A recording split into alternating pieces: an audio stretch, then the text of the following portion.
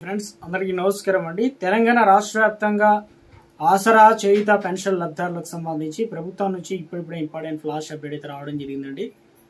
రాష్ట్రంలో పెన్షన్ల పంపిణీ ఎప్పటి నుంచి స్టార్ట్ కాబోతుంది, అదేవిధంగా పెన్షన్లకు సంబంధించి కొత్త పెన్షన్లు ఎప్పటి నుంచి ఇవ్వబోతున్నారు. ఈరోజు తేదీ చూసుకున్నట్లయితే జూన్ 17వ తారీఖు అండి.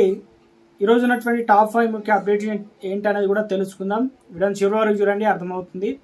మొదటిసారిగా ఛానల్ వస్తే తప్పకుండా సబ్స్క్రైబ్ చేసుకోండి. చూస్తున్నారు కానీ లైక్ చేయడం మర్చిపోతున్నారు. సో వెంటనే లైక్ చేయండి. ఇక వివరాలకైతే వెళ్ళిపోదామండి. మొట్టమొదటి అప్డేట్ అయితే వచ్చిందండి. ఇక్కడ పర్యాటకాన్ని పెంచే హై స్పీడ్ రైలు క్యారిడర్లు అధికారులకు సీఎం రేవంత్ రెడ్డి ఆదేశాలు జారీ.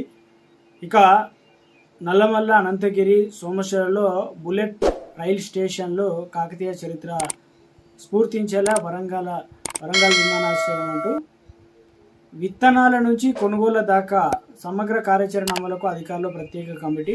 రైతు వేదికల విత్తనాలు, ఎరువుల పంపిణీ, ఎరువుల కోసం కేంద్రంపై ఒత్తిడి తేవాలని చెప్పేసి వ్యవసాయ శాఖపై సమీక్షలో సీఎం రేవంత్ రెడ్డి ఆదేశాలు. ఆ కేంద్ర మంత్రి ఎవరో చెప్పండి, సీఎం రేవంత్ రెడ్డికి కేంద్ర మంత్రి కిషన్ రెడ్డి సవాలు. నేను నిధులు ఇవ్వొద్దని చెప్పానని ఆరోపించడం సీఎం స్థాయి వ్యక్తికి తగదు. ఐఆర్ఎఫ్సి రుణం చెల్లింపులపైన భిన్నాభిప్రాయాలున్నాయి. కేంద్ర రాష్ట్ర ప్రభుత్వాలు చర్చల ద్వారా పరిష్కరించుకోవాలి. రేవంత్ ఢిల్లీకి ఎప్పుడొచ్చినా ఆయనతో పాటు కేంద్ర మంత్రుల వద్దకు వెళ్లేందుకు సిద్ధమన్న కిషన్ రెడ్డి. మరో అప్డేట్ అయితే ఇచ్చారండి. ఇక నర్సరీ నుంచి ఎల్కేజీ నర్సరీ నుంచి ఇంటర్ వరకు రంగారెడ్డి జిల్లాలో 6 ప్రభుత్వ పబ్లిక్ స్కూలు అనేది ఏర్పాటు. ప్రతిష్టాత్మకంగా స్కూల్ కాలేజీలు ప్రారంభమైన అల్పాహార కార్యక్రమాన్ని కూడా ప్రతిష్టాత్మకంగా ఏర్పాటు చేస్తున్నారు. పథకం తీరుతెన్నులపైన సీఎం రేవంత్ రెడ్డి కార్యాలయంలో వాకప్ అయితే చేశారు. పెన్షన్ సంబంధించి అప్డేట్ అయితే ఇవ్వడం జరిగిందండి. నోటిఫికేషన్ ఇచ్చారు. ఆ వివరాలు ఏంటన్నది తెలుసుకుందాం. పాత కొత్త పెన్షన్లు కలిపి సుమారుగా ఇప్పుడు ఎన్ని అంటే 20 లక్షల మంది దరఖాస్తులు చేసుకున్నారన్నమాట. సో ఇందులో కొత్త పెన్షన్ల కోసం కళ్ళు కాయచేలా పేదలు ఎదురు చూస్తున్నారు. ఎందుకంటే అధికారంలోకి వస్తే పెన్షన్ల మొత్తాన్ని పెంచుతామని చెప్పేసి 2026-27 బడ్జెట్లో కూడా ఇప్పుడు కొత్తగా 2 లక్షల పెన్షన్లు మంజూరు చేయడం జరుగుతుందని చెప్పేసి. సో ఇక రాష్ట్ర ప్రభుత్వం నుంచి ఎలాంటి పెంపుదల లేకుండా పాత పెన్షన్ల పంపిణీ కాంగ్రెస్ ప్రభుత్వం నిర్ణయం తీసుకుందని, తాజాగా జూన్ 2న కొత్త పెన్షన్ల పంపిణీ ప్రారంభించినట్లు ప్రకటన. తర్వాత తొలుత వృద్ధులు, వితంతువులు, వీరికి ప్రత్యేకంగా ఒంటరి మహిళలు, వికలాంగులకు ఇస్తామని కూడా వెల్లడించే ప్రయత్నం చేశారు. ఇప్పటికీ మొదలు కానిటువంటి ప్రక్రియ అనమాట. కేవలం 2 లక్షల కొత్త పెన్షన్లకు మాత్రమే ఇస్తే ఉత్పన్నమయ్యే పరిస్థితులు సందిగ్ధం అనమాట. సో మిగతా వారికి మరి ఎప్పుడు ఇస్తారని చెప్పేసి అడుగుతున్నారు అనమాట. రాష్ట్రంలో చేయుత పెన్షన్ల కోసం 1000 కళ్ళతో ఎదురు చూస్తున్న వృద్ధులు, ఇందులో వచ్చేసి వితంతులు, దివ్యాంగులు, ఒంటరి మహిళలు, గీత, ఏనేత, ఇలా అనేక రకాల కేటగిరీలకు చెందిన పెన్షన్ల కోసం దరఖాస్తు మీద పెడుతూ ఉన్నారన్నమాట. ఇక ప్రభుత్వం ఇప్పటికైనా కరుణిస్తుందనే ఆశతో కార్యాలయాల చుట్టూ తిరుగుతూ ఉన్నారు, తమకు పెన్షన్ వస్తుందని. గత ప్రభుత్వంతో పాటు కాంగ్రెస్ ప్రభుత్వం అధికారంలోకి వచ్చాక కూడా 2.5 ఏళ్ళు గడిచిపోయింది, అయినా కూడా పెన్షన్లు కోసం నిరీక్ష తప్పడం లేదని అంటున్నారు.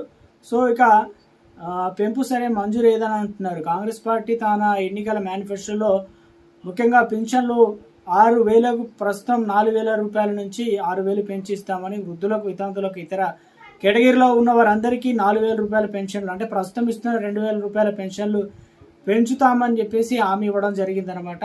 సో ఇంకా ఒకసారి కూడా పెంచి అనేది ఇవ్వడం లేదు. అర్హుల జాబితా, ముఖ్యంగా అర్హుల చేయుత పెన్షన్లు ఎలాంటి పెంపుదల లేకుండా మంజూరు చేస్తూ కాంగ్రెస్ ప్రభుత్వం నిర్ణయం తీసుకుందనమాట. సో ఇక తెలంగాణ రాష్ట్రంలో పెన్షన్ల పెంపుకు సంబంధించి కూడా చేస్తామని చెప్పడం అయితే జరిగిందనమాట. అయితే ఎవరికి ఇవ్వబోతున్నారు ఏంటి, రాష్ట్రంలో వివిధ కేటగిరీకి సంబంధించి మనకు లిస్ట్ కూడా ఇచ్చారు. వృద్ధుల్లో వచ్చేసి 14 లక్షల మంది అయితే ఉన్నారు. సో ఇక మరొకటి వితంతులు వచ్చేసి 14 లక్షలు, దివ్యాంగులు వచ్చేసి 4 లక్షలు, బీడీ కార్మికులు వచ్చేసి 4,20,000, ఇక ఒంటరి మహిళలు వచ్చేసి 1,38,000 ఉన్నారు, గీత కార్మికులు 60,000 ఉన్నారు, నేత కార్మికులు 34,000, ఎయిడ్స్ రోగులు వచ్చేసి 47,000 ఉన్నారు, బోధకాలు వచ్చేసి 17,000 చిల్లర ఉన్నారు, డయాలసిస్ పేషెంట్లు 8,000 ఉన్నారు, బీడీ టీకాదారులు 3,000 రూపాయలు, మొత్తం 3,000 మంది ఉన్నారు. ఇక మొత్తం పెన్షన్లు వచ్చేసి 41,48,071 మంది ప్రతి నెల కూడా పెన్షన్లు అనేది పొందుతూ ఉన్నారన్నమాట.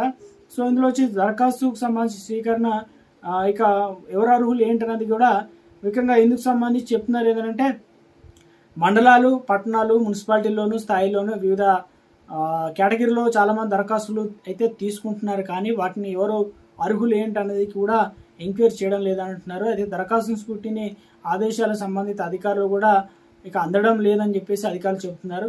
పింఛన్ల పంపిణీకి ప్రారంభిస్తున్న దానిపై ఎలాంటి అధికార సమాచారం లేదు.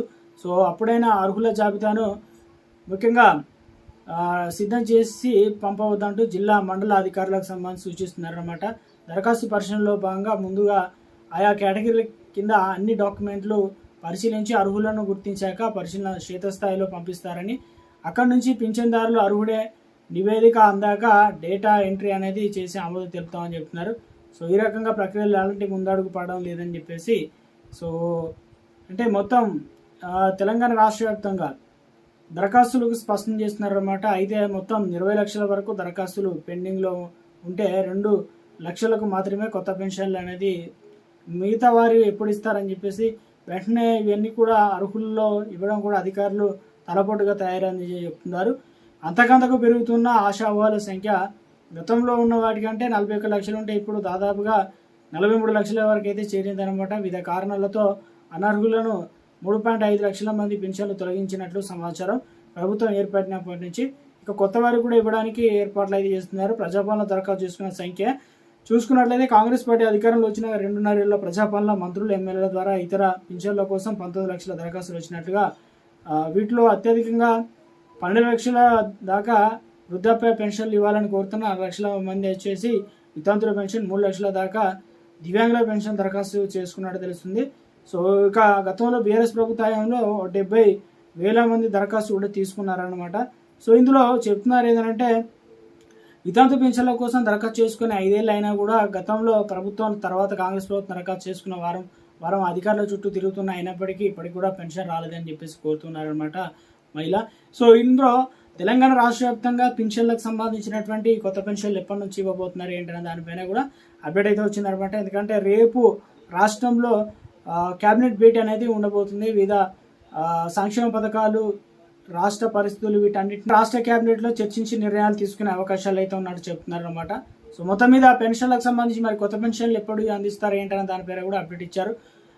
తెలంగాణ రాష్ట్ర వ్యాప్తంగా మనకు పెన్షన్లు తీసుకుంటున్నారు కదా. అయితే వెరిఫికేషన్ సంబంధించి లైవ్ అథెంటికేషన్ అనేది 15 తారీఖు ఉంటే నెల 21, 22 తారీఖుల వరకు లాస్ట్ డేట్ అని చెప్తున్నారు. కాబట్టి దగ్గరలోనేటువంటి పంచాయత్ సెక్రటరీ లేదా తెలంగాణ రాష్ట్ర వ్యాప్తంగా పెన్షన్లకు సంబంధించి లైవ్ అథెంటికేషన్ అనేది ప్రతి ఒక్కరు చేసుకోవాలన్నమాట. సో 41 నుంచి దాదాపు 42 లక్షల మంది పెన్షన్లు లైవ్ అథెంటికేషన్ కంప్లీట్ చేస్తేనే వారికి పెన్షన్ల పంపిణీ అనేది ఉంటుందన్నమాట. లేకపోతే పెన్షన్ తీసేస్తారు. ఇక వారికి post office, post payment bank account, అదేవిధంగా బ్యాంక్ అకౌంట్ ద్వారా మాత్రమే ఈ పైసలు అనేది, డబ్బులు అనేది అకౌంట్లో అయితే జమ కావడం అయితే జరుగుతుందన్నమాట తెలంగాణ రాష్ట్ర వ్యాప్తంగా. సో ఇది ప్రస్తుతం ఉన్నటువంటి లేటెస్ట్ తాజా సమాచారం అండి.